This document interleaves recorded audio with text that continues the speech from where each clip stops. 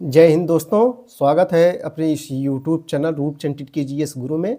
बच्चों, आज के इस वीडियो में हम कक्षा 12 कक्षा 11 के विद्यार्थियों के लिए इतिहास का पेपर लेकर आए हैं। जो ये 2024 का पेपर है दोस्तों, और ये बच्चों जो है पेपर हुआ था, वायरल पेपर है, विद्यालय का पेपर है। चलिए इसको हम लोग हल करते हैं। पूर्णांक 100 रहेगा और समय आपको जो है 3 घंटे मिलेंगे। देखो यहाँ 2 है लेकिन 3 है, 3 घंटे मिलेंगे। तो चलिए हम लोग क्वेश्चनों को देखते हैं। सभी प्रश्न बच्चों अनिवार्य रहेगा, ठीक है। ये बच्चों एनसीईआरटी रहेगा और सभी बोर्ड के लिए, स्टूडेंट्स के लिए इम्पोर्टेंट रहेगा। चलिए आइए देखते हैं। सीधे खड़े होकर पैरों के बल चलने वाले मानव कौन थे? सीधे खड़े होकर पैरों के बल चलने वाले मानव होमो इरेक्टस थे। सही जवाब यहाँ जो है दूसरा हो जाएगा। अगला क्वेश्चन है, क्वेश्चन नंबर 2 देखेंगे हम लोग। कुम्हार के चाक का प्रयोग सर्वप्रथम हुआ था। कुम्हार के चाक का प्रयोग सर्वप्रथम हुआ था सुमेरिया में, बेबीलोन में, मिस्र में, चीन में। तो सही जवाब क्या हो जाएगा? यहाँ सुमेरिया में हुआ था। सही जवाब जो है दोस्तों ए हो जाएगा। कुम्हार के चाक का प्रयोग सर्वप्रथम कहाँ हुआ था? सुमेरिया में हुआ था। विश्व की पहली विधि संहिता का निर्माण करवाया था। विधि माने होता है बच्चों कानून। विश्व की पहली विधि संहिता का निर्माण करवाया था हिम्बूराबी। 4 ऑप्शन दिया गया है, इसमें सही जवाब क्या हो जाएगा? हिम्बूराबी। सही जवाब बच्चों जो है ए हो जाएगा। विश्व की पहली विधि संहिता का निर्माण किसने करवाया था? हिम्बूराबी ने करवाया था। चलो भाई लोगों, अब चौथा क्वेश्चन हम लोग देखते हैं। 3 महाद्वीपों में फैला हुआ साम्राज्य कौन सा था? 3 महाद्वीपों में, जो 3 महाद्वीपों में फैला हुआ था, 3 महाद्वीपों में फैला हुआ साम्राज्य कौन था? जिसका नाम था रोम साम्राज्य। सही जवाब बच्चों जो है ए हो जाएगा। 3 महाद्वीपों में फैला हुआ साम्राज्य रोम साम्राज्य था। साइकिटर सिक्का किसने चलवाया था? साइकिटर सिक्का जो है किसने चलवाया था? 4 ऑप्शन आपके सामने दिया गया है, आपको बताना है। सही जवाब दोस्तों जो है क्या हो जाएगा? पहला हो जाएगा, पहला ही हो जाएगा, कॉन्स्टेंटाइन। यहाँ सही जवाब ए हो जाएगा। साइकिटर सिक्का किसने चलवाया था? तो कॉन्स्टेंटाइन ने जो है चलवाया था।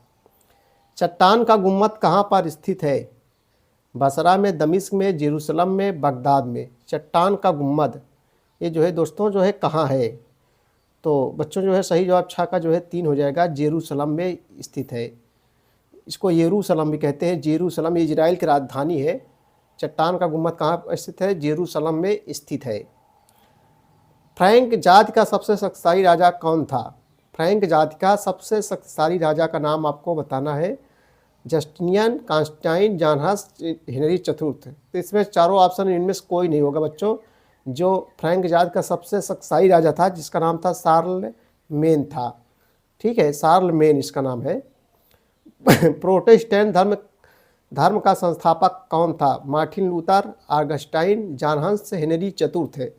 तो 8 का सही जवाब बच्चों हो जाएगा ए हो जाएगा, मार्टिन लूथर। प्रोटेस्टेंट धर्म का संस्थापक कौन था? मार्टिन लूथर था। दूरबीन का आविष्कार किसने किया था? दूरबीन का आविष्कार किसने किया था? 4 ऑप्शन दिया गया है। तो बच्चों दूर गइल बा, देखो भोजपुरी में बोला जाता है दूर गइल बा, तो दूरबीन का दूर से हो जाएगा दूरबीन, गैल से हो जाएगा गैलीलियो। दूरबीन का आविष्कार किसने किया था? गैलीलियो ने जो है किया था। सही जवाब यहाँ पहला हो जाएगा। नेक्स्ट क्वेश्चन है कि दी मोशन का लेखक बच्चों कौन है?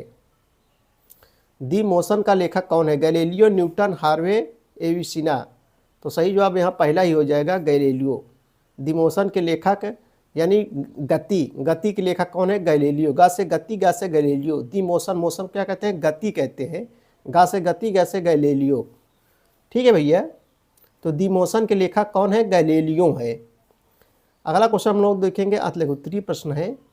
पहला क्वेश्चन है, जीवाश्म से क्या आशा है? तो बहुत सरली परिभाषा होती है बच्चों। जीवाश्म जो जीव जंतुओं, पेड़ पौधों के सड़े गले अवशेष को क्या कहते हैं? जीवाश्म कहते हैं। जीव जंतुओं और पेड़ पौधों के सड़े गले अवशेष को जो है जीवाश्म कहते हैं, जो ज़मीन से जो है निकाला जाता है, ठीक है, ज़मीन से खोदा जाता है, उसी को बच्चों जीवाश्म कहते हैं। जो पेड़ पौधे होते हैं, जीव जंतुओं के सड़े गले अवशेष को क्या कहते हैं? जीवाश्म कहते हैं। क्वेश्चन नंबर जो है हम लोग 12 देखेंगे। विश्व में चांदी के सिक्के चलाने वाला पहला राजा कौन था? विश्व में चांदी का सिक्का चलाने वाला पहला राजा जो है कौन था? आपको जो है बताना है, जिसका नाम है सेनाक्रीब। सेनाक्रीब, सेना और उसके बाद में लिखेंगे हम लोग क्रीब। सेनाक्रीब, ठीक है भैया, सेनाक्रीब, बा है सेनाक्रीब। विश्व में चांदी के सिक्के चलाने वाला पहला राजा कौन था? जिसका नाम था सेनाक्रीब। ये जो है विश्व में चांदी का सिक्का चलाने वाला पहला राजा था। पैपाइस पत्र का प्रयोग किस कार्य में होता था? क्वेश्चन नंबर 13 देखेंगे हम लोग। पैपाइस पत्र का प्रयोग जो है किस कार्य में होता था? आइए इसका उत्तर देखते हैं हम लोग। क्वेश्चन नंबर 13 का उत्तर देखेंगे बच्चों। पैपाइस पत्र का प्रयोग किस कार्य में होता था? तो रोमन साम्राज्य में लेखन सामग्री के लिए पैपाइस का प्रयोग होता था। रोमन साम्राज्य में लेखन माने होता लिखना, लिखने की सामग्री के लिए पैपाइरस, इसको पैपाइरस बोलते हैं, का जो है प्रयोग होता था, यानी लिखने के काम आता था। पैपाइस पत्र का प्रयोग किस कार्य में होता था? तो पैपाइरस का प्रयोग बच्चों जो है लिखने के कार्य में होता था।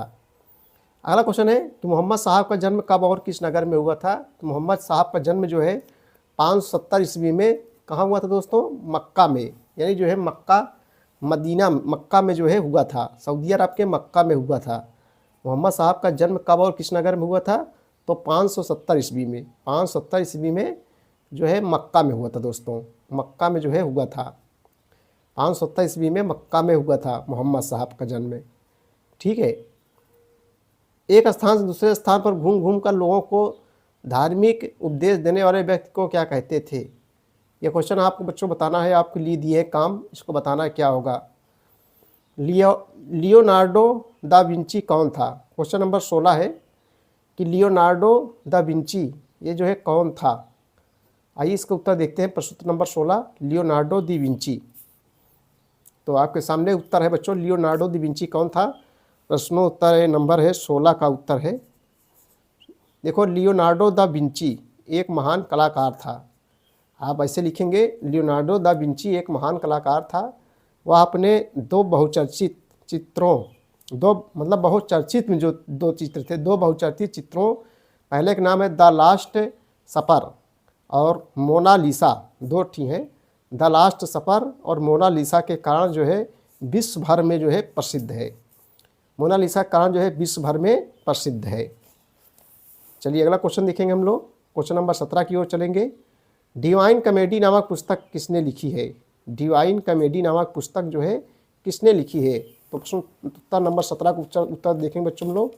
डिवाइन कॉमेडी नामक पुस्तक दांते ने लिखी है। किसने लिखी है? डिवाइन कॉमेडी नामक पुस्तक बच्चों दांते ने लिखी है। किसने लिखी है? दांते ने लिखी है, ठीक है भैया। डिवाइन कॉमेडी नामक पुस्तक किसने लिखा है? दांते ने लिखा है। डा से डिवाइन, दा से दांते। क्वेश्चन नंबर 18 है, जल मार्ग द्वारा पृथ्वी की परिक्रमा करने वाला नाविक कौन था? जल मार्ग द्वारा जो है पृथ्वी की परिक्रमा करने वाला नाविक कौन था? तो जिसका नाम था दोस्तों जो है मैगलन। फिर से देख लेंगे, जल मार्ग द्वारा पृथ्वी की परिक्रमा करने वाला नाविक कौन था? तो बच्चों मैगलन था, ठीक है भैया, मैगलन था। अगला क्वेश्चन है, लैटिन साहित्य के पिता किसे कहा जाता है? क्वेश्चन नंबर 19 की ओर हम लोग चलेंगे। लैटिन साहित्य का पिता जो है किसे कहा जाता है? तो आइए देखते हैं उत्तर हम लोग। तो बुकेसियो को कहा जाता है। लैटिन साहित्य का पिता किसे कहा जाता है? बुकेसियो को कहा जाता है, बुकेसियो। क्वेश्चन नंबर 20 है, राफेल कहाँ के चित्रकार थे? राफेल जो है कहाँ के चित्रकार थे? तो बच्चों ये तो राफेल जो है इटली के चित्रकार थे। कहाँ के? इटली के चित्रकार थे राफेल जो है इटली के चित्रकार थे। चलिए अब लघुत्तरी प्रश्नों को हम लोग देखते हैं। होमिनिड्स तथा होमिनाइड्स में अंतर स्पष्ट कीजिए। क्वेश्चन नंबर 21 चलेंगे। उसके बाद देखो विस्तृत उत्तरी प्रश्न है। इस्लाम धर्म के प्रवर्तक कौन थे? इस धर्म के प्रमुख शिक्षाओं का वर्णन कीजिए। तो इस्लाम धर्म के प्रवर्तक मोहम्मद साहब थे, ठीक है भैया। तो आप इसको लिख सकते हैं बच्चों। तो चलिए हम लोग होमिनिड्स तथा होमिनाइड्स में अंतर स्पष्ट करते हैं। क्वेश्चन नंबर 21 का उत्तर देखेंगे। क्वेश्चन नंबर जो है 21 है, होमिनिड्स तथा होमिनाइड्स के प्रमुख अंतर इस प्रकार है। हेडिंग डाल लेंगे हम लोग कि होमिनिड्स तथा होमिनाइड्स के प्रमुख अंतर इस प्रकार है। पहला अंतर लिखेंगे हम लोग। देखो, होमिनाइड्स का मस्तिष्क होमिनिडो के मस्तिष्क की तुलना में छोटा होता था। होमिनाइड्स का मस्तिष्क होमिनिडो के मस्तिष्क की तुलना में क्या होता था भैया? छोटा होता था। नंबर 2, होमिनाइड्स चौपाए थे जबकि होमिनिड 2 पैरों पर चलने वाले में सक्षम थे। चौपाए मतलब 4 पैर। होमिनाइड्स चौपाए थे जबकि होमिनिड 2 पैरों पर चलने में सक्षम थे। आगे देखेंगे, होमिनाइड्स के शरीर का अग्र भाग व दोनों पैर जो है लचकदार थे। होमिनाइड्स के शरीर का अग्र भाग व दोनों पैर लचकदार थे जबकि होमिनिड के हाथों की बनावट जो है अलग प्रकार की थी। ठीक है भैया। हिम्बूराबी कौन था, उसकी जो है विधि संहिता का वर्णन कीजिए। आइए इसका उत्तर हम लोग देखते हैं। हिम्बूराबी कौन था, उसकी विधि संहिता का जो है वर्णन करना है। हिम्बूराबी कौन था, हिम्बूराबी की विधि संहिता का वर्णन कीजिए। देखो अथवा करके दिया है हिम्बूराबी कौन, इसके बारे में जानकारी दीजिए। कई मॉडल से बच्चों जो है पूछा गया लघु उत्तरीय प्रश्न है।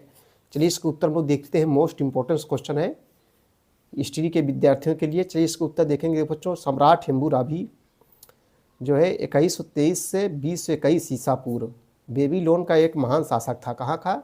बेबीलोन का एक महान शासक था। उसने एक बृहद माने बड़ा कानून संहिता का निर्माण कराया था।